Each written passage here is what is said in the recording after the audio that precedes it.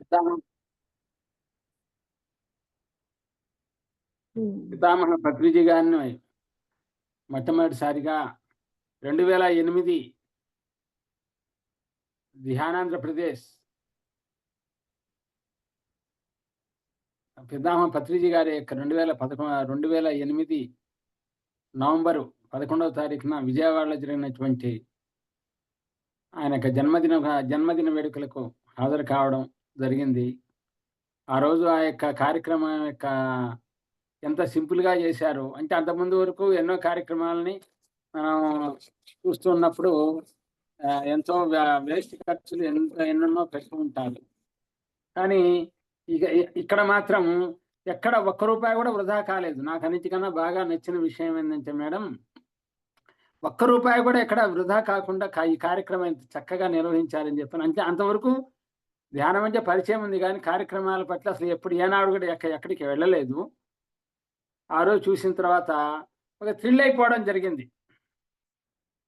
అంటే ఇంత గొప్ప కార్యక్రమాన్ని ఇంత తక్కువ ఖర్చులో కూడా మెయింటైన్ చేయొచ్చా? ఆ విధంగా మళ్ళా అలాగే బెంగుళూరులో జరిగినటువంటి 2008 ధ్యాన మహాయజ్ఞానికి బెంగుళూరుకెళ్ళడం జరిగింది. అక్కడ కూడా ఎంతో గొప్పగా చూశాను. అంటే అప్పటి వరకు కూడా ధ్యానం అంటే తెలుసు కానీ సాధన అయితే లేదు. సాధన లేని కారణం చేత ఆహ్, ఎప్పటికప్పటికి అనుమానాలు, ఎప్పటికప్పటికి సందేహాలు ఉంటూ ఉండేయి. ధ్యానం అయితే ఎప్పుడో చేసేవాళ్ళం. అలా చేసి అలా ఏదో కాసేపు కూర్చొని అలా వారానికోసారి, 10 రోజులకోసారి వెళ్ళిపోయేవాళ్ళం. 2009 శ్రీశైల ధ్యాన మహాయజ్ఞంలో పితామహ పత్రిజీ గారిని నేను ప్రత్యక్షంగా వారి యొక్క ఒక మనిషికి ఆయనిచ్చే గౌరవాన్ని, ఒక మనిషికి ఆయనిచ్చే గౌరవాన్ని చూడటం జరిగింది. ఆ యొక్క సంఘటనతోటి వారితో అభిమానం అనాలనో, లేదా గురువు పట్ల ఆకర్షణ అనాలనో, ఏమనాలనో నాకు ఇప్పటికి కూడా ఆ పేరు సరిగ్గా పెట్టుకోలేకపోయాను. కానీ ఇక్కడ చాలా గొప్పగా ఉందని, గొప్ప అంటే అనేదానికన్నా కూడాను ఆ విధానం పట్ల ఆకర్షితులం కావడం జరిగింది. అలాగే అప్పటికే మేము పామూరు పిరమిడ్ ధ్యాన కేంద్రానికి శంకుస్థాపన పితామహ పత్రిజీ గారితోటి శంకుస్థాపన కావడం, శ్రీ పవన్ గారు ఆధ్వర్యంలో ఇప్పుడు అందరం కలిసి పనిచేసేవాళ్ళము.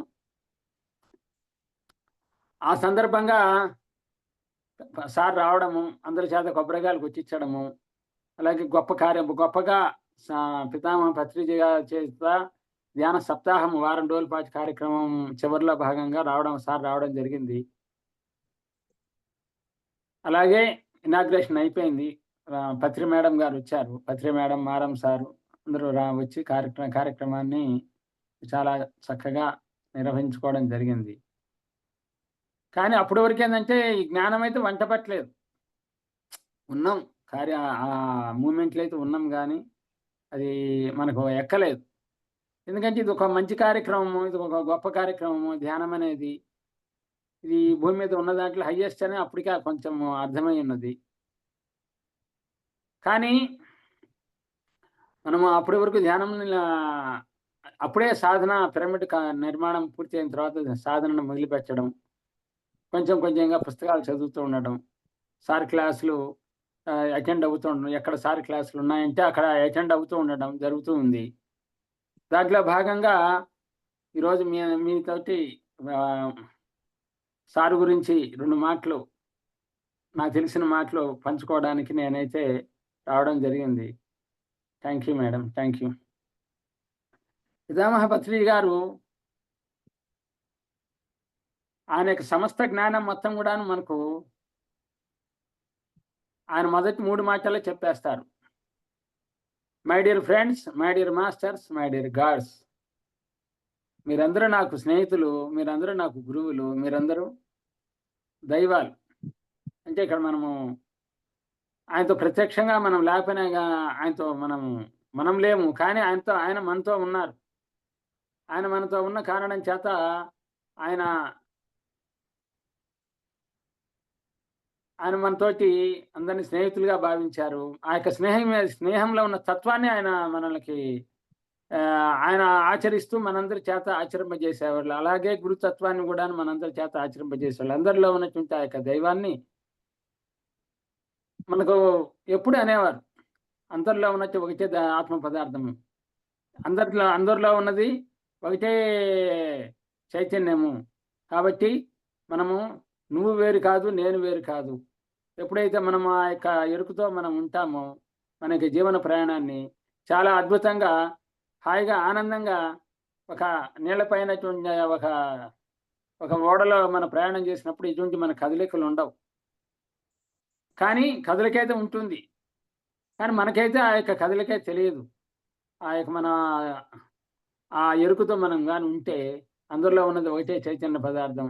అందరిలో ఉన్నది ఒకటే గురుతత్వము అని మనం గాని, ఆ స్నేహతత్వాన్ని గాని గుర్తుంచుకుంటే, ఎప్పుడు కూడాను మనము ఎక్కడ డిస్టర్బెన్స్ కాం. ఆయన యొక్క జ్ఞానము అనంతం. నేను ఎందరో క్లాసులకెళ్ళేవాడిని. వాళ్ళందరూ ఏం చెప్పేవాళ్ళంటే, ఒక చిన్న విషయాన్ని కూడాను దాన్ని గంటల తరబడి ఆయన విశ్లేషణ చేస్తారు. కానీ సారు మాత్రం 3 సముద్రాల యొక్క జ్ఞానాన్ని 3 మాటల్లో తేల్చేస్తారు. కట్టా, కొట్టా, తెచ్చా. రామాయణాన్ని ఎలా అయితే మనకు బోధించారో, సారు కూడాను మనకు అంత చక్కగా 3 మాటల్లో ఎంతటి గొప్ప విషయాన్ని కూడాను ఆయన చాలా సింపుల్‌గా చెప్తారు. దాన్ని ఎక్కడా అద్భుతాలు ఉన్నాయని ఎప్పుడు చెప్పరు. కానీ అద్భుతాలైతే మన చేత చేస్తుంటారు. కానీ అవి ఎలా ఉంటాయంటే, మనలో చాలా సాధారణంగా వాటికే అవే జరిగిపోతున్నట్లుగా ఆయన మనకు బోధించేవారు. ఆయన ఆచరించి చూపించేవారు. అందుకు ఎన్నో ఉదాహరణలు. పితామహ పత్రిజీ గారు భౌతికంగా మన మధ్య లేరు. కానీ మన చేత ఎన్ని కార్యక్రమాలు చేయిస్తున్నారు. ఎన్ని శాఖాహార ర్యాలీలు, ఎన్ని ధ్యాన మహాయాగాలు, ధ్యాన ప్రకృతి వ్యాలి ధ్యాన మహాకరుణ యాగము. ఇలా మరెన్నో పెద్ద పెద్ద కార్యక్రమాలు. జనరల్‌గా గురువు గాని మన మధ్య గాని లేకపోతే ఎన్నెన్నో డిస్టర్బెన్స్‌లు క్రియేట్ అయ్యాయి. కానీ ఆయనలో ఉన్నటువంటి ఆ యొక్క గురుతత్వం మనతో కనెక్ట్ కావడం వల్ల మనమందరము యాక్సెప్టబుల్. ప్రతి ఒక్క విషయాన్ని కూడాను చాలా ఈజీగా, ఎంత కష్టాన్ని సైతము అది కష్టంగా కాదు. అది మనకొక అనుభవంలాగా ఆయన మనల్ని క్రియేట్ దాన్ని అట్లా సింపుల్‌గా ఆ జ్ఞానాన్ని మనకట్లా ఆయన పంచడం జరిగింది. అట్లాగే సాధన ద్వారా శక్తి అనేది వస్తుంది. అన్ని సొసైటీలు మాత్రం ఏం చేస్తాయంటే సాధనను దాని సిద్ధత్వం వైపు, సిద్ధుల వైపుకి తీసుకెళ్ళేవాళ్ళు. సిద్ధుల వైపుకి తీసుకెళ్ళి దాన్ని హఠయోగం అని, ఆ యోగం, ఈ యోగం అని రకరకాల కోరికలతోటి మనల్ని తీసుకెళ్ళేవారు. కానీ పత్రి సార్ మాత్రం ధ్యానం అంటే శ్వాస మీద ధ్యాస. నాలోన ఉన్న గురుతత్వము నీలో ఉంది. శ్వాసే గురువు అని చెప్పని చాలా సింపుల్‌గా చెప్పడం జరిగింది. ఎంత సింపుల్‌గా చెప్పారంటే, నీలో నాయనా నేను నీతో ఎక్కువ ఎల్లకాలం ఉండలేను. కానీ నీ శ్వాస మాత్రం నీతో ఎప్పుడూ ఉంటుంది. కాబట్టి ఆ యొక్క శ్వాసే నీ గురువు. ఆ శ్వాసను నువ్వు గాని పట్టుకుంటే నిన్ను ఆ యొక్క ఆవలి తీరాలకు చేరుస్తుంది. గతంలో అని మనకు చాలా సింపుల్ చేసేశారు. సబ్జెక్ట్‌ని కావచ్చు, ఇంకోటి కావచ్చు. అలాగే మనల్ని బుద్ధత్వం వైపు నడిపించారు. బుద్ధిమంతులుగా మనల్ని తయారు చేశారు. బుద్ధిమంతులుగా ఎందుకంటే ఒక శక్తి అనేది వచ్చినప్పుడు దాన్ని ఏదో ఒక విధంగా మలుచుకోవాలి. మనల్ని కోరికల వైపు కాకుండా ఓన్లీ ధ్యానం కోసమేను. ధ్యానం అనేది మనలో ఉన్న చైతన్యాన్ని తెలుసుకోవడం కోసమేను. ధ్యానము నన్ను నేను స్పష్టంగా తెలుసుకోవడం కోసం. ఎందుకొచ్చాము భూమి మీదకి? ఏ పని మీద వచ్చాము? ఎందుకోసం వచ్చాము? అని క్లారిటీగా మనల్ని మనం చెక్ చేసుకోవడం కోసం ఎప్పటికప్పటికి ఆయన మనల్ని నడిపించడం జరిగింది. ఈ సందర్భంగా మరోసారి గురువుగారికి నమస్కారాలు తెలియజేసుకుంటున్నాను. అలాగే సారు మనకు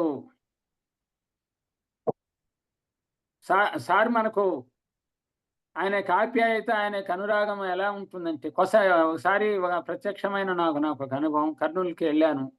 బుద్ధా పిరమిడ్‌కి వెళ్ళినప్పుడు దగ్గర ఉండి కొసరు కొసరి వడ్డిస్తున్నారు అందరికీ.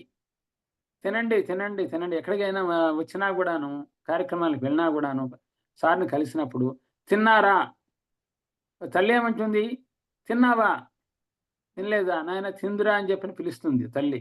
అట్లాగే సార్ మాత్రం తిన్నారా? తినకపోతే తిని రండి అని ఎప్పటికప్పటికి మనల్ని మనలో ఉన్నటువంటి ఆహ్, ఆయన వెంటనే గుర్తిస్తారు. అలాగే ధ్యాన మహాయాగాల్లో గావచ్చు, ఎక్కడైనా కావచ్చు కనపడితే ఆయన కళ్ళల్లో ఉన్నటువంటి ఆ యొక్క గ్లో కనపడగానే ఎంతో ఆహ్, ఆ యొక్క మెరుపు మనకు ఎంతో దూరము ఆహ్, ముందుకు నడిపిస్తుంది. ఎందుకంటే ఆ శక్తి ఆయన కళ్ళ ద్వారానే ఇచ్చేవాడు. మనం అందరం ప్రత్యక్షంగా కలవాలని అందరం అనుకుంటే అందరికి అవకాశం కుదరదు. కానీ ఒక్కసారి ఆయన కన్ను జనాల మీద పడ్డదంటే అది ఎంతో శక్తిని అది ఇవ్వడం జరుగుతుంది. నేను అందుకు చాలా సార్లు అయితే నేనైతే గమనించడం జరిగింది. అలాగే నీకేమి కావాలనో నీకేమి కావాలనో అది ఇతరులకు చేస్తేనే అది నీకు సిద్ధిస్తుంది. అంటే సేవ అనేది మనకు ప్రధానంగా ఆయన మనకు అలవాటు చేశారు. నీకేం కావాలి? ఇతరులకిస్తేనే వస్తుంది. పంచితేనే వస్తుంది గానీ, నువ్వు ఏమైనా కోరుకుంటే ఏది రాదు. ఎందుకంటే కర్మ సిద్ధాంతము నువ్వు మనం కర్మయోగంలో మనం ఏదైతే చేస్తామో ఇతరులకు అదే మనకొస్తుంది.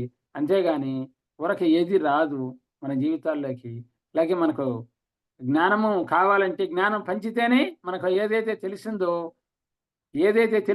నీకు ఏ తెలిస్తే ఏ బ చెప్పు. బి తెలిస్తే బి చెప్పు. సి తెలిస్తే సి చెప్పు. 3 తెలిస్తే 3 చెప్పు. అంతేగాని ఏది ఊరక రాదు అని మనల్ని ఎప్పటికప్పటికి ఆయన ఇది మనల్ని ఎడ్యుకేటు చే చేస్తూనే ఉన్నారు. ఎందుకంటే మనమేమనుకుంటామంటే సహజంగా మనకేమి రాదని మనం అనుకుంటాం. కానీ మనం ఏదైతే చేస్తున్నామో అదే మన యొక్క అదే మన యొక్క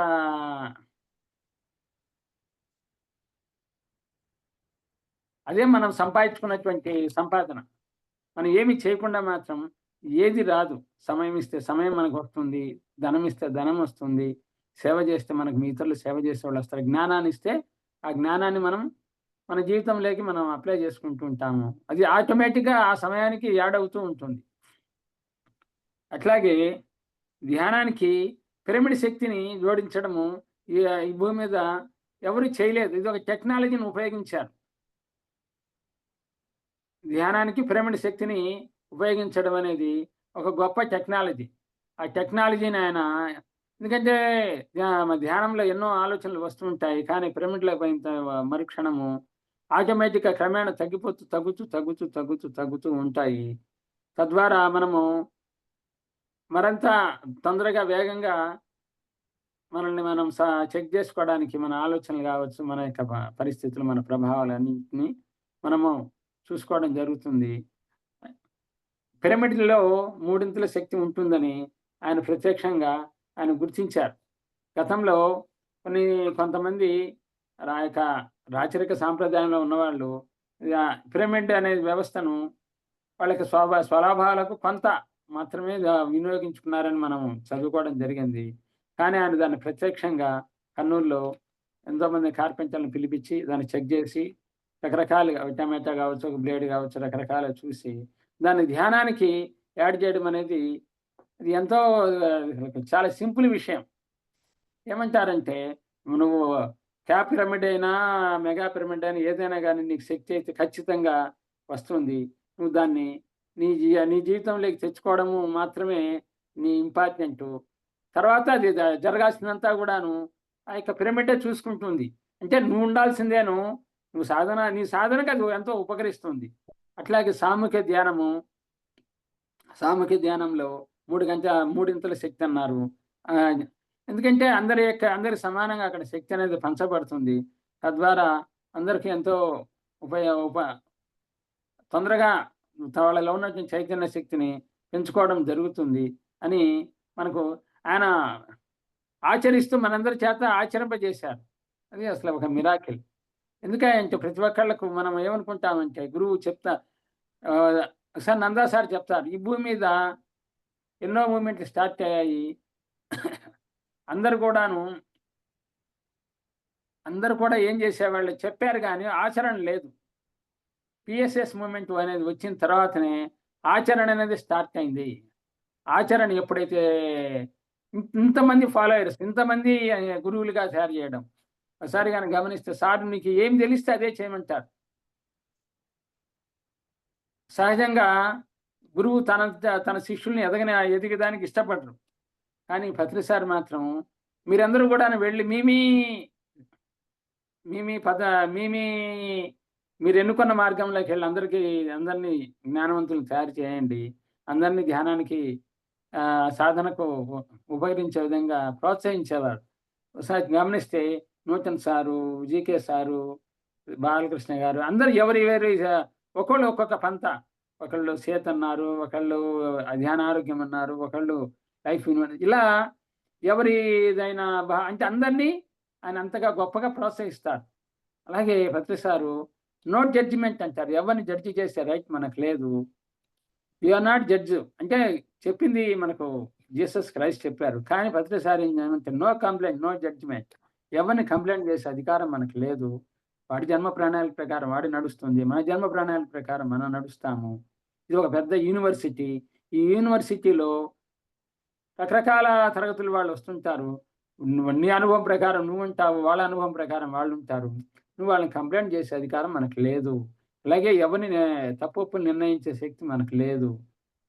అని ఎంత సింపుల్‌గా అంటే అంత గొప్ప మహావాక్యం. యూ ఆర్ నాట్ జడ్జ్ అంటే యూ ఆర్ నో కంప్లెయింట్ అంటే మన జీవితంలో కంప్లెయింట్ లేకుండా జీవించాలంటే అది ఆ ఒక్క విషయాన్ని పట్టుకొని పోయినా కానీ అది మనల్ని గమ్యానికి చేరుస్తుంది. అలాగే గతంలో మోక్షం అంటే అదేదో ఒక పెద్ద బ్రహ్మ పదార్థంలాగా అది అర్థం అయ్యేది కాదు. కానీ సార్ ఏమన్నారు, అది మోక్షం అంటే దుఃఖం నుండి విడుదల. అదే ముక్తి. దుఃఖం నుండి దుఃఖం మనకు ఎప్పుడైతే లేకుండా వెళ్తుందో అదే ముక్తి, అదే మోక్షము, అదే ముందుకు తీసుకెళ్తుంది. దుఃఖంతో ఉన్న జీవి ఎప్పుడు కూడాను ముందుకెళ్ళాలంటే వెళ్ళలేడు. ఎందుకంటే వాడు దుఃఖంతో కొట్టుమిట్టాడుతూనే సరిపోతూ ఉంటుంది. కానీ సార్ మాత్రం నీ యొక్క దుఃఖం ఒక్కటి గాని నువ్వు గాని విడుదల చేసుకుంటే కొరవంతా కూడా మిగిలినంతా కూడాను నీకు చైతన్యం నీ లోపల ఉన్నటువంటి ఆ యొక్క ఆత్మ పదార్థము చూసుకుంటుందయ్యా. అంతేగాని నువ్వు దుఃఖంతో ఉంటే ఏం సాధిస్తాం? అలాగే అందరినీ ఎంతో ఆమె సారు రాక వల్ల ఎందరో శాకాహారులుగా అయ్యి ఉన్నారు. లక్షల మంది, కోట్ల మంది. ఈ కోట్ల మంది వల్ల జంతు జీవరాశులు ఎంతో సంతోషిస్తున్నాయి. ఎందుకంటే వాటిని చంపుకొని తింటున్నాం. ఒక మనిషి జీవితంలో కొన్ని వేలో ఎన్నో తింటారని నేనైతే వినడం జరిగింది. అంటే అది ఎంత పాపకార్యం. అంత పాపకార్యాన్ని మనం ఆ సారు యొక్క రాకతోటి ఈ భూమి మీద జంతు వైవిధ్యం అనేది ఒక ప్రపంచ సదస్సు కూడా ఒకటి పెట్టడం జరిగింది. ఈ భూమి మీద మానవ జాతికి జంతు జాతికి మానవ జాతి ఉన్నా లేకపోయినా అక్కర్లేదు. అవి వాటి హాయిగా బతికేస్తాయి. కానీ మనిషికి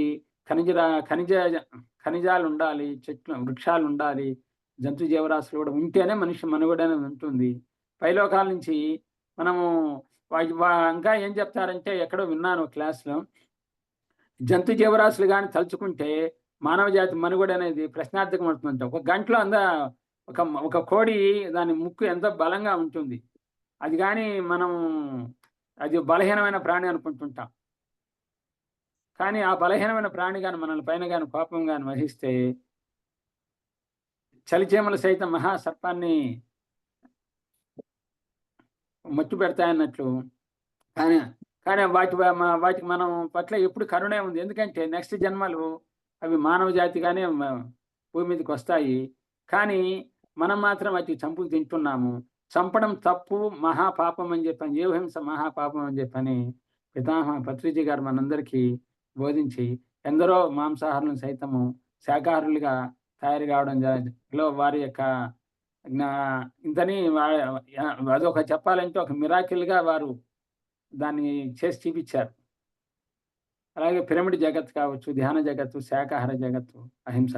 అలాగే ఆత్మజ్ఞానులే పాలకులు కావాలి అని ఒక గొప్ప నినాదంతోటి పిరమిడ్ పార్టీ ఆఫ్ ఇండియాను స్థాపించడం జరిగింది. ఆ యొక్క పిరమిడ్ పార్టీ ఆఫ్ ఇండియాను నేను కూడా అనుకున్నాను గతంలో.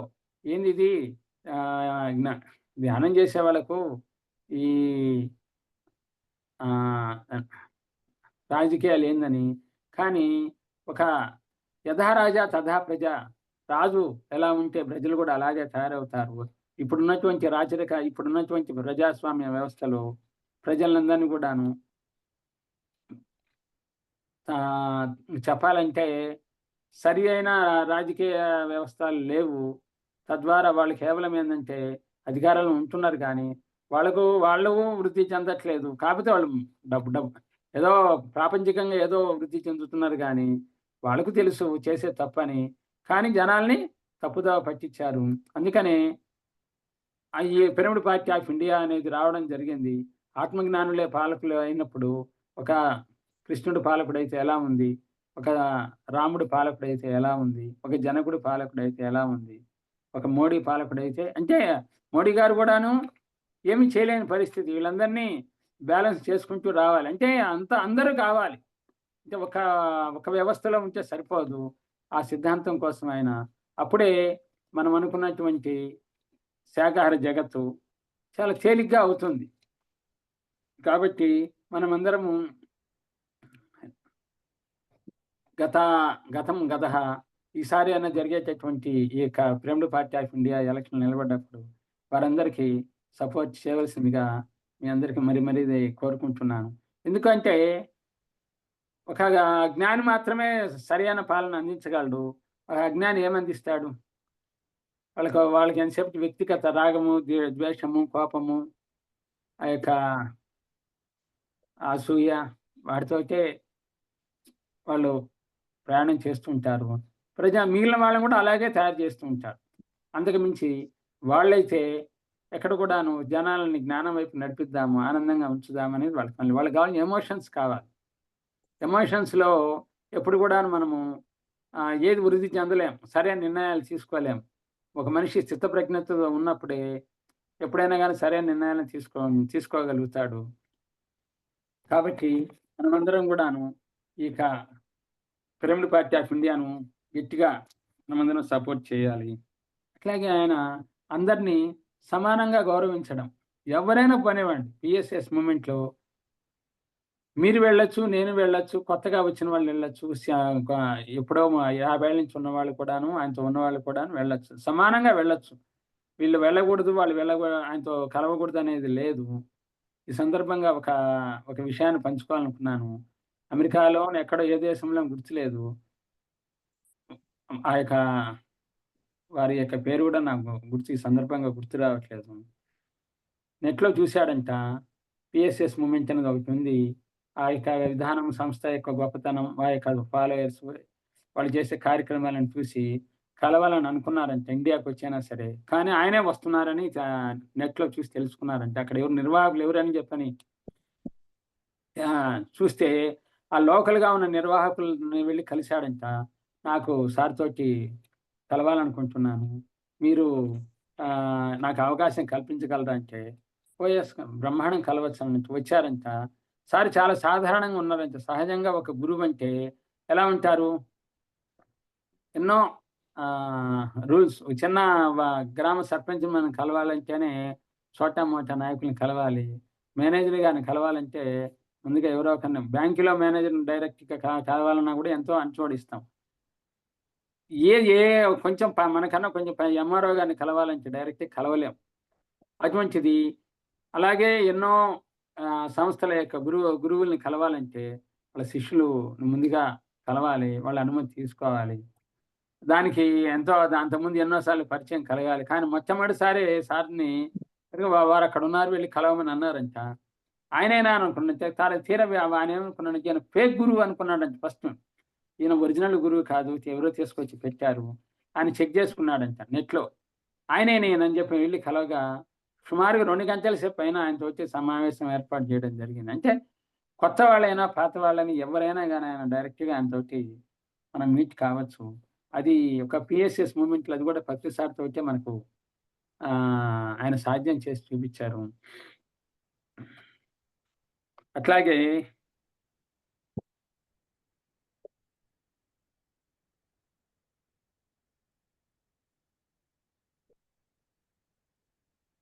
కర్మ సిద్ధాంతము మనము ఎప్పుడు కూడాను అది మనల్ని ఏదో చెప్తుంటారు. అది నానుడి మాట. భగవంతుడు క్షమించినా గాని కర్మ అనేది వదిలిపెట్టదంట. సార్ మనకు చేసే పనుల్లో కౌశల్యం ఉండాలి. కర్మల్లో కౌశల్యం ఉండాలి. మితాహారము, మిత నిద్ర, మితంగా మాట్లాడటం. ఇంకా ఎన్నెన్నో విషయాల్ని ఏదైతే ఏది పనికిరాదు. ఎప్పుడైతే ఏదైతే అవుతుందో అది మనల్ని తమోగుణం వైపు నడిపిస్తుంది. అది మనము అప్పుడు మనం సాధన చేయలేము. ఇప్పుడు ఆహారము మితంగా ఉండాలి. నిద్ర గూడా మితంగా ఉండాలి. అలాగే మన యొక్క దేహం కోసం సంపాదన గూడా మితంగా ఉండాలి అని సారైతే చెప్పడం జరిగింది. అనేసి మేమైతే ఇంకా ఆ మార్గంలోకి రాలేదు. ప్రస్తుతానికి ప్రాపంచికంగానే ఎక్కువ పనైతే చేస్తున్నాను. ఈ సందర్భంగా తెలియజేస్తున్నాను. మనమందరం గూడాను ఎప్పటికప్పటికి మనల్ని చెక్ జేసుకుంటూ ఉంటే, మనం ఎక్కడున్నా గూడాను అటు స్పిరిచ్యువల్‌గా ఇన్నర్‌గా ఉన్నాను, ఔటర్‌గా ఉన్నాను. మనల్ని మనం చెక్ జేసుకుంటూ ఉంటే, మనల్ని ఖచ్చితంగా మనము ఎక్కడ తప్పులనేవి చేయకుండా మన యొక్క కర్మల్లో తప్పులని చేయకుండా ఎరుకుతూ ఉంటే ఆ కష్టము, దుఃఖాలు వస్తుంటాయి. దుఃఖం గాదు, కష్టం ఉంటుంది. శ్రమ ఉంటుంది, ఒత్తిడి ఉంటుంది. వాటిని ఎరుకుతోటి మనం జయించవచ్చు అని గురువుగారైతే చెప్పడం జరిగింది. చెప్పడం గాదు, చేసి చూపిచ్చారు. ఇంత గొప్ప సొసైటీకి ఆయన సంవత్సరం పాటు మౌనంగా ఉన్నారంట. ఇంత గొప్ప సొసైటీకిలో ఆయన సంవత్సరం పాటు ఉపవాసం ఉన్నారంట. అంటే ఆయన యొక్క జీవితమే మనందరం కూడాను ఆదర్శము అవుతుంది.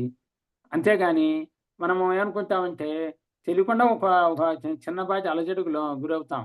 మనకు మనం చేయగలమని. ఎందుకంటే వారు చేసి చూపిచ్చారు. అంటే వారు చేశారంటే మనం గూడాను చేయగలము. తప్పనిసరిగా అప్పుడే మనము ఎప్పుడైతే మనము ఎక్కడైతే మనం దీనికి సమయం కేటాయిస్తామో ప్రాపంచికంగా సమయాన్ని కేటాయిస్తే దాంట్లో ఏదో రూపాయి వస్తుంది.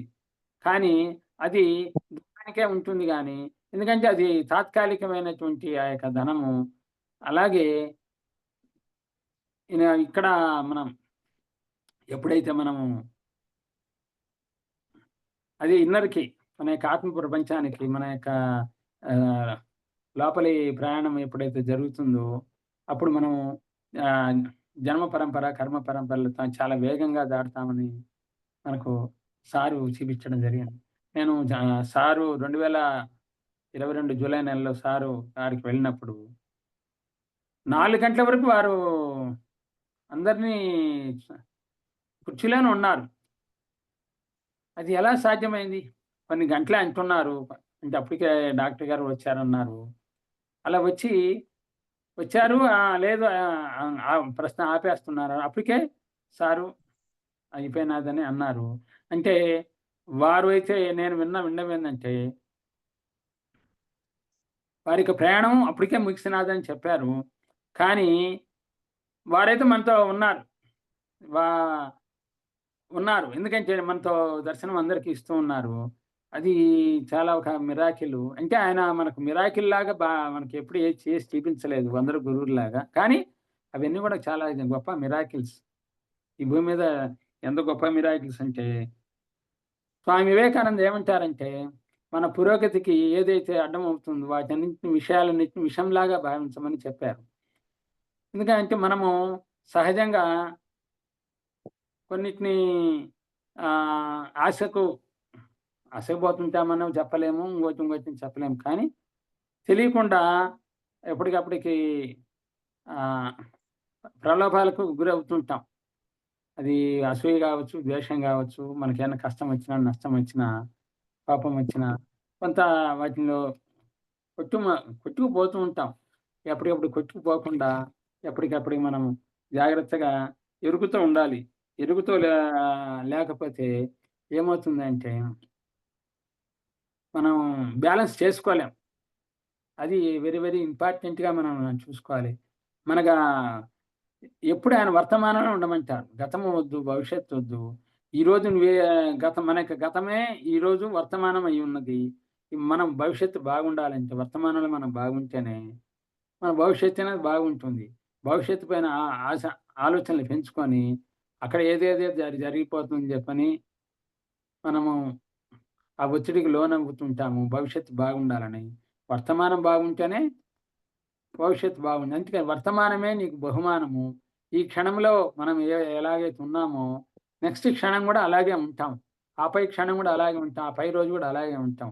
ఈరోజు మనము లోలో ఉంటే లో అంటే ప్రాపంచికంగా గాని ఉంటే రేపు గూడా అలాగే ఉంటాం. ఎల్లుండి గూడా అలాగే ఉంటాం. కానీ ఈ క్షణంలో మనము ఆధ్యాత్మిక ప్రయాణం, ఆత్మ ప్రయాణం వైపు గాని మనం గనక దారి గాని మళ్ళిస్తే నెక్స్ట్ గూడాను అలాగే ఉంటాం. అది తప్పనిసరి. కాబట్టి మనమందరము ఎప్పటికప్పటికి చెక్ చేసుకుంటూ ఉండాలి. ఎరుకుతో ఉండాలి. ఎరుక ఆ యొక్క ఎరుకని మనం ఎంత పెంచుకోగలిగితే, మన అటు ఇన్నర్ గాని, ఔటర్ ప్రయాణం గాని, ఈ 2 ప్రయాణాలు కూడాను మనం చాలా తేలిగ్గా మనం దాటుతాం ఫ్రెండ్స్.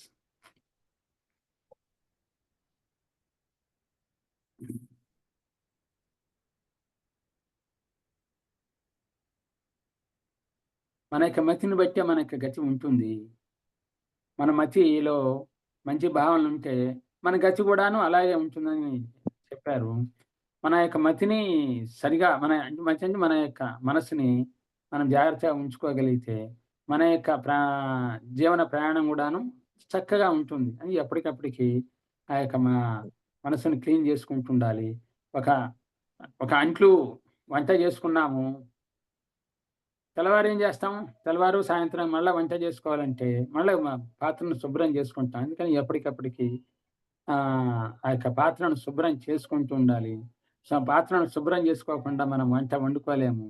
అలాగే మన యొక్క మనసును రోజుకి కనీసం 2 గంటలు ఎవరి వయసు ఎంత ఉందో అన్ని సార్లు 2 సార్లు ధ్యాన సాధన చేయమన్నారు. కాబట్టి వెరీ, వెరీ, వెరీ ఇంపార్టెంటు ఈ యొక్క సాధన అనేది. సాధన తప్పనిసరిగా కంటిన్యూ చేయాలి. కంటిన్యూ గాని చేయకపోతే మనము తెలియకుండా మనము ఆ యొక్క ఎరుకుతో ఉండలేం. అది నేను ఎన్నో సార్లు కొన్ని పనుల మధ్య కావచ్చు, ఇంకోటి కావచ్చు. బ్యాక్ అయ్యి వెళ్ళిపోతుంటాం. మళ్ళా వెంటనే అర్థమవుతుంది. ఓహో! మనము ఎక్కడ పొరపాటు చేశాము. అందుకని నిత్యము సాధన దే దేహానికి స్నానం ఎలాగానో ఆత్మకు ఆహారము, ధ్యానము. ఆహారము మనకి దేహానికి ఆహారము పెట్టినప్పుడు మనం ఎంతో శక్తివంతంగా ఉంటాము.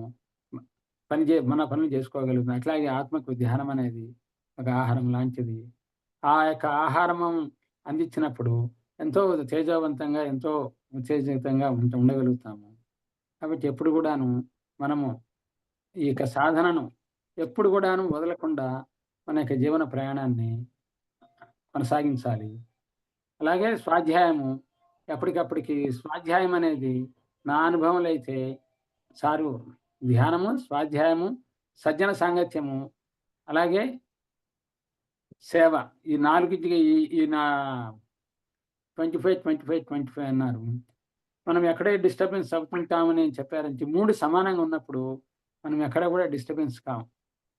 ఈ నాలుగోది కూడా ఎందుకంటే సేవలోనే మన స్థితి ఏందో మనకు తెలుస్తుంది. ఈ సందర్భంగా ఒక చిన్న కథ. ఒక హిమాలయాలో ఉన్న ఒక యోగి ఇది చాలా చిన్నప్పటి నుంచే వింటున్నాము. అందరూ విన్నదేను. హిమాలయాలో ఉన్న ఒక యోగి సాధనంతా చాలా కాలం చేసిన తర్వాత వాళ్ళ గురువుగారు ఎవరో చెప్పారంట. "నాయనా నువ్వు సాధన చేశావు. వెళ్లి నీకు తెలుసుకున్న జ్ఞానాన్ని నువ్వు మళ్ళా మీ ఊర్లో అదే నీకు అందరికి పంచమని" చెప్పారంట. పంచమని చెప్పినప్పుడు ఆయనకు తెలిసింది ఫస్ట్ వాళ్ళ గ్రామం కాబట్టి వాళ్ళ గ్రామానికి వచ్చారంట. ఆయన సెపరేట్‌గా ఒక కుర్చీ ఏశారు. ఏర్పాట్లు చేస్తున్నారు. అక్కడ ఒక మైకు సెట్ చేసి అబ్బాయి ఆయనకా పొరపాటున ఆయనకి తగిలిందంట. అప్పుడు ఈయనేమంటాడంటే, "ఇంత గొప్ప జ్ఞానిని నేను, ఇంత తపశ్శక్తిని నేను నువ్వు నాకు తగులుతావని" చెప్పి ఆయన పైన కేకలు వేస్తాడంట. కేకలు వేసినప్పుడు మళ్ళా ఎరుకుతో వచ్చేసాడాయన. ఎరుకుతో వచ్చినప్పుడు ఆయన వెంటనే చెప్పడం జరుగుతుంది. ఏమని చెప్పడం జరుగుతుందని తెలుసుకోవడం జరుగుతుంది. ఏమని? ఓహో! నేను బై ఎరుకను కోల్పోయాను. మనం చేయాల్సింది అక్కడ సాధన అక్కడ సాధన ఎంత చేసినా ఆడ ఆనందం ఉంటుంది. కానీ మనల్ని మనం తెలుసుకోవాలంటే కేవలము ఇక్కడ మాత్రమే తెలుసుకోగలము. ఎందుకంటే మనం ఇంట్లో మనం రాజు గావచ్చు. బయటికొస్తే మనం బంటు కన్నా తక్కువంట. ఒక ఊరి రాజు మరొక ఊరి మోతుబరి కన్నా ఒక ఊరి మోతుబరి మరొక ఊరి పాలేరు కన్నా తక్కువ అనేది ఒక సామెత ఉంది. మనం ఇంట్లో ఉన్నప్పుడు మనకన్నీ సౌకర్యాలన్నీ అమర్చబడుతుంటాయి. కానీ బయటికెళ్ళినప్పుడు మన స్థితి ఏందో ఎప్పటికప్పటికి మనకు తెలుస్తుంది. ఆ స్థితిలో నుంచి మనల్ని మనం చెక్ చేసుకుంటూ, మనల్ని మనం ఎరుకుపరుచుకుంటూ మనం ఎదగలుగుతాం. అందుకనే సారు సేవ నువ్వేం చేయగలిగితే అది. నువ్వు నీకు ఏదైతే తన్మన్ ధన్ నీకు తనువుతో సేవ చేయొచ్చు. మనస్ఫూర్తిగా చేయొచ్చు. అలాగే ధ ధనమిచ్చి చేయొచ్చు. చనువుతోటంటే ఒక చోటికెళ్ళాము. ఆడ ఎన్నో రకాల పనులుంటాయి. ఒక కార్యక్రమానికెళ్ళాము. ఆ కార్యక్రమంలో ఎన్నో రకాల పనులుంటాయి. ఆ పనులున్నప్పుడు వాటిని సేవ చేసేటప్పుడు మన స్థితి ఏందో మనకు తెలుస్తుంది. ఒక కోటీశ్వరుడు ఒక 4 కుర్చీలు తీసేదానికి ఎంతో లజ్జపడతాడు. ఎంతో సిగ్గుపడతాడు. మనం ఏంది చేసినా. కానీ అతను చేసినప్పుడు ఉండే ఆనందం వేరు. అలాగే మనస్ఫూర్తిగా ఒక కార్యక్రమాన్ని నిర్వహణకు తనకు తెలిసిన అన్ని అన్ని రకాల తన్మన్ మనస్ఫూర్తిగా కావచ్చు, తనువుతో దేహంతోటి కావచ్చు, ధనపూర్వకంగా చేసినప్పుడు అతను మరింత పరిణతి చెందుతాడు.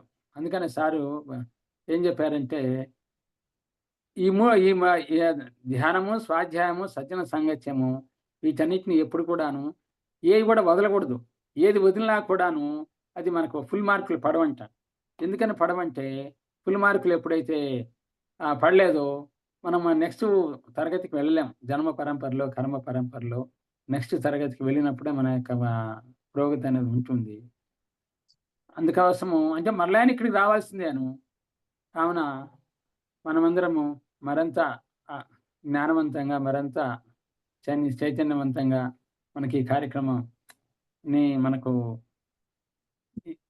ఉండేదానికి నిరంతరం మెరుగుతోటి సాధన, అలాగే స్వాధ్యాయం ఎందరో సాధకుల చేత క్లాసులు చెప్పిస్తున్నారు. ఈ యొక్క పత్రిజీ మహిళా చైతన్యం జూమ్ కార్యక్రమానికి నాకు ఈ అవకాశం ఇచ్చినటువంటి మీ అందరికీ ధన్యవాదాలు తెలియజేసుకుంటున్నాను మేడం. మేడం టైం అయిపోయిందా? 40 మినిట్స్ అన్నారు. ఓకే. అంటే 40 మినిట్స్ అన్నారు.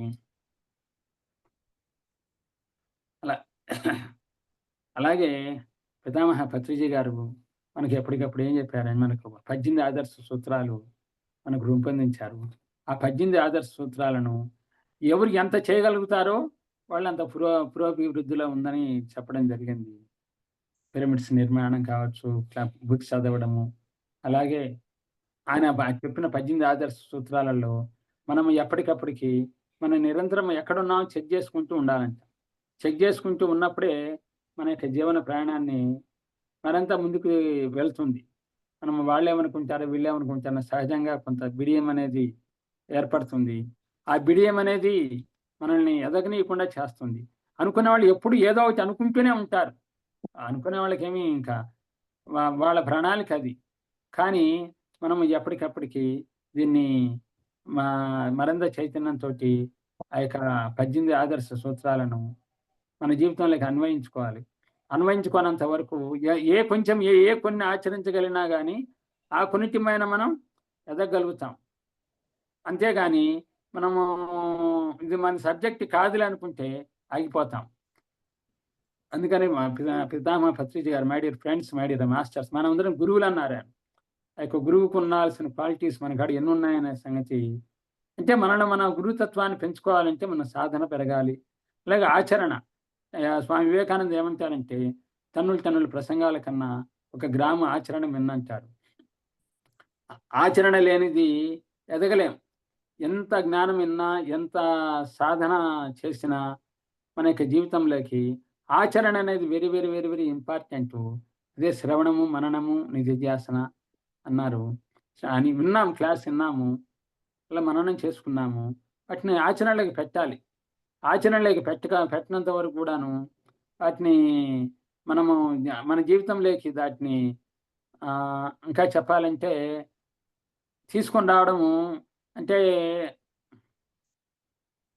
ఆచరణ లేని జ్ఞానము పండితుడితో సమానమంట. మనలో ఆచరణ ఎప్పుడైతే ఉంటుందో, ఆ ఆచరణ మనల్ని ఎంతో ముందుకు తీసుకెళ్తుంది. ఎంతో తృప్తినిస్తుంది. ఒకసారి మనం గాని గమనిస్తే ఎంతలో ఎంద ఎన్నో క్లాసులకెళ్ళుంటాం. అక్కడ ఆచరణ లేదు కాబట్టి వాళ్ళు చెప్తే మనం చేయాలని మనకనిపించదు. కానీ పితామహ పత్రిజీ గారి యొక్క క్లాస్ విన్నప్పుడు సార్ చెప్పేది ఏ క్లాస్ అయినా గాని 10-15 నిమిషాలు చెప్తారు. కొంతమంది గంటలు గంటలు చెప్తారు. 4 గంటలు, 3 గంటల సేపు కూడా చెప్తారు. నేను ఒకసారి పామర్ల పవన్ గారని మాకు ధ్యానాన్ని పరిచయం చేశారు. ఈ సందర్భంగా వారికి ధన్యవాదాలు తెలియజేస్తున్నాను. ఇప్పుడు ఆయన ఏమంటారంటే పవన్ గారు, వాళ్ళందరూ ఆచరించరు. నేను ఒకసారి అడిగాను. కింద ఒకసారి కనిగిరి క్లాస్‌కెళ్తే సారు క్లాస్ మిగిలిన వాళ్ళు కన్నా వాళ్ళే బాగా చెప్పారంటున్నారంటే, వీళ్ళెంత చెప్పారనేది గాదు. వీళ్ళెంత ఆచరించారనేది ఇంపార్టెంటు. సార్ ఆచరిస్తారు. సార్ ఆచరించిందే చెప్తారు. ఆచరించకుండా సార్ అయితే ఏది చెప్పరు. ఎప్పుడైతే ఆచరించకుండా చెప్పడం అనేది అది జనాలను ఆచరింపజేసే విధంగా ఉండదు. కావున మనమందరం గూడా సార్ చెప్పగానే మనమందరం ఇంత గొప్పగా ఎందుకని కార్యక్రమాలు చేస్తున్నామంటే సార్ అంత గొప్పగా ఆయన ఆచరించారు. కాబట్టి మనమందరము ఆచరణే ఇంపార్టెంట్.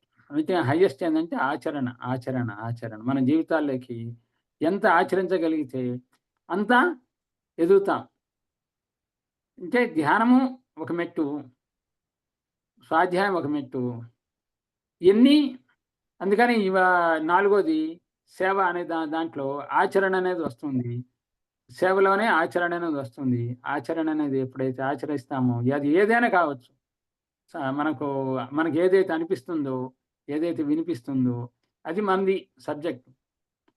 అంటే చెప్పినయన్నీ మనము అన్వయించుకోలేకపోవచ్చు. మన జీవితంలోకి తీసుకొని రాలేకపోవచ్చు. కానీ మనకేది అనిపిస్తుంటాయి కొన్ని సందర్భాలలో ఈ పని మనం చేస్తే బాగుంటదని, ఆ పనిని ఖచ్చితంగా చేసి తీరాలి. చేసి తీరకపోతే మనము మళ్ళా ఆ పని కోసం వెయిట్ చేస్తూ ఉండాలి. ఈ సందర్భంగా ఒక విషయం చెప్పాలనుకున్నాను. 2014లో ఎలక్షన్ టైమ్‌లో నేను పిరమిడ్ పార్టీ ఆఫ్ ఇండియా నేనంటే ఈ పదం వాడచ్చోలేదో ఎ నిలబడి నిలబడాలని అనుకున్నాము. కానీ పవన్ గారు ఏమన్నారంటే, "ఇప్పుడు కాదయ్య" అన్నారు. అంటే మళ్ళా 10 సంవత్సరాలు పట్టింది. మనము ఎప్పుడైతే మనము దాన్ని మనం ముందుకు తీసుకెళ్ళగలుగుతామో, అక్కడ కాకపోతే ఇంకో చోటైనా వెళ్లి పోటీ చేయొచ్చు. ఇంకో చోటైనా చేయొచ్చు. ఇంకో చోటైనా చేయొచ్చు. ఇంకో చోటైనా చేయొచ్చు. ఎందుకంటే మన యొక్క సిద్ధాంతం ఏందంటే అందరికీ ధ్యానము అలాగే మన యొక్క ప్రధానమైనటువంటి సూత్రాలు ఏందంటే ఆత్మజ్ఞానులే పాలకులు కావాలి అన్న నినాదాన్ని ఎక్కడికైనా వెళ్లి చేయొచ్చు. మనం ఉన్న కాడే కాదు, లేని కాడైనా చేయొచ్చు. కానీ నాది అప్లై చేయలేదు. మళ్ళా 10 సంవత్సరాల తర్వాత అవకాశం వచ్చింది. అప్పుడు కూడా ఆ పరిస్థితులు అంత అనుకూలంగా అనిపించలేదు. కానీ ఇప్పుడు గాని ఆచరించకపోతే మళ్ళీ ఇంకోసారి అవకాశం వస్తుందో రాదో, ఇంకో జన్మ తీసుకోవాలో మనకైతే తెలీదు. కాబట్టి ఎంతైతే ఆచరించగలమో అది కొంచెం ఆచరించగలిగినా కానీ మన జీవితాలకు అది ఎంతో ఉపయోగకరంగా ఉంటుంది. ఉపయోగకరంగా అనేదానికన్నా కూడాను మనం వెళ్ళగలుగుతాము. అలాగే ఒక గొప్ప నినాదం. మన కడుపేమి శ్మశానం కాదు. ఎవరికి ధైర్యం సరిపోలేదు. అనిబిసెంట్ గారు గావచ్చు, దివ్యజ్ఞాన సమాజము, ఓం శాంతి ఎందరో గురువులొచ్చారు. జీవహింస గురించి పీఎస్ఎస్ మూవ్‌మెంటు చెప్పినంతగా పితామహ పత్రిజీ గారు చెప్పినంత బలంగా ఎవరు చెప్పలేదు. నేను చాలా మందిని క్వెషన్ చేశాను. వాళ్ళందరికీ అవకాశం కుదరలేదు. సారు ఎందరి నుండో ఎందరో నుండో శక్తి తీసుకొని రావడం జరిగిందయ్యా ఈ భూమి మీదకి. అందుకనే ఆయన అంత బలంగా చెప్తున్నారు.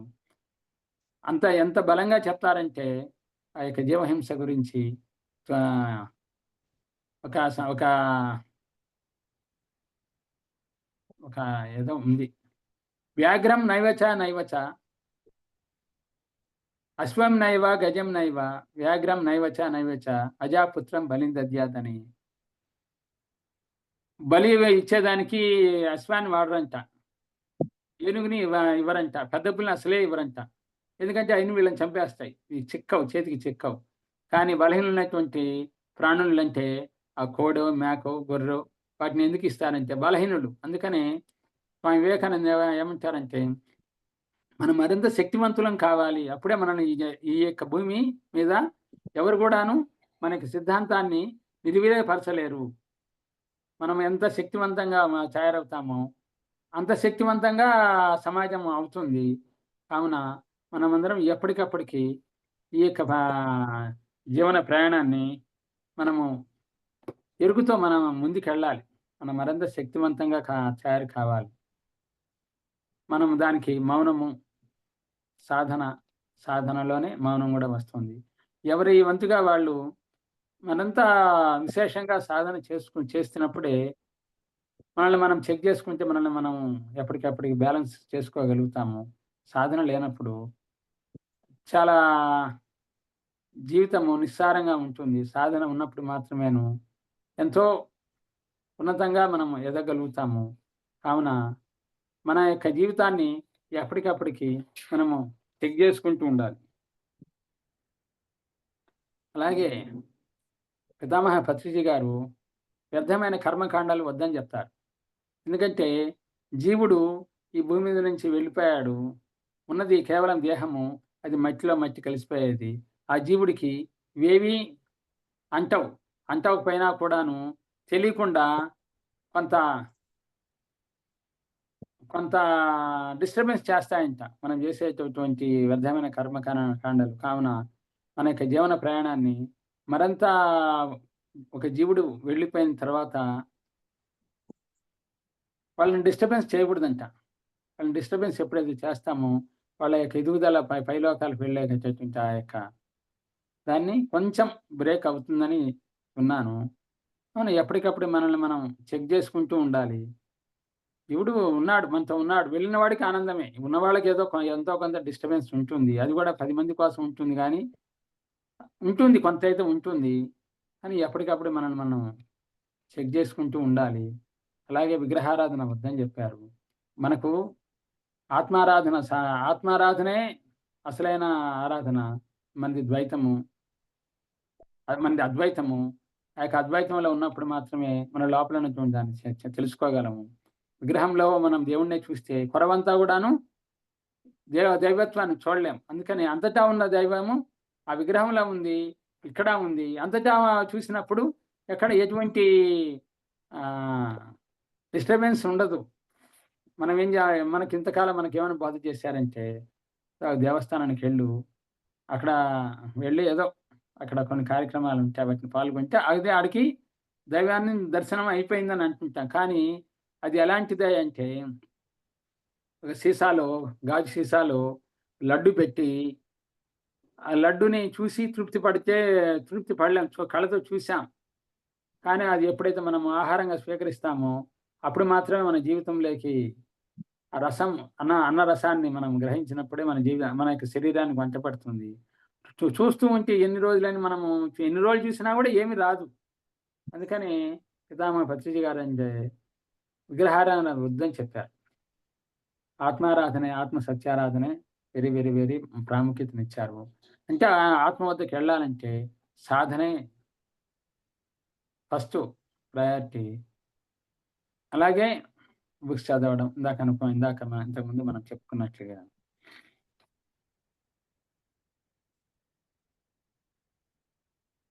అలాగే గుణమే ఇంపార్టెంట్ అన్నారు. కులం కాదు. అంటే ఇది కృష్ణ భగవానుడు చెప్పింది. గుణాన్ని బట్టి వాడు చేసే పనిని బట్టి చాతుర్వర్ణ్యం అన్నారు. మనమందరం గూడాను చెప్పాలంటే అసలు సిసలైనటువంటి సత్వగుణం ఉన్నవాళ్ళం. శుద్ధ సాత్వికం, నిర్గుణంలో ఉన్నవాళ్ళము. అంటే ఎవరెవరికి సత్వగుణంలో ఉన్నామా, శుద్ధ సాత్వికంలో ఉన్నామా, నిర్గుణంలో ఉన్నా ఎవరికి వాళ్ళకి బ్యాలెన్స్ చేసుకుంటుంటే తెలుస్తూ ఉంటుంది. కాబట్టి మనం ఆయన సార్ చెప్పారు. తమోగుణంలో ఉంటే కుంభకర్ణుడు, రజోగుణంలో ఉంటే రావణాసురుడు, సాత్వికంలో ఉంటే ఆంజనేయ స్వామి, విభీషణుడు, శుద్ధ సాత్వికంలో ఉంటే ఆంజనేయుడు, నిర్గుణంలో ఉంటే శ్రీరామచంద్రునికి చెప్పడం జరిగింది. మనం ఎప్పటికప్పటికి ఇక నిర్గుణంలోకి వచ్చేదైనా ప్రయత్నం చేస్తుండాలి. అప్పుడే మన యొక్క జీవన ప్రయాణాన్ని మనం మరింత హాయిగా, ఆనందంగా మనకు దుఃఖమనేది ఉండదు.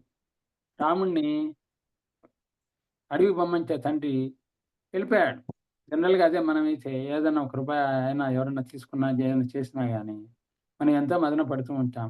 అంటే అది అందరికీ నాకైతే ఇంకా మనమేమి పూర్తిగా పోలేదు. కానీ ఎప్పటికప్పటికి చెక్ చేసుకుంటూ దాన్ని బ్యాలెన్స్ చేసుకుంటూ నా యొక్క జీవన ప్రయాణాన్ని కొనసాగిస్తున్నాము. Okay madam. టైమ్ అయిందా?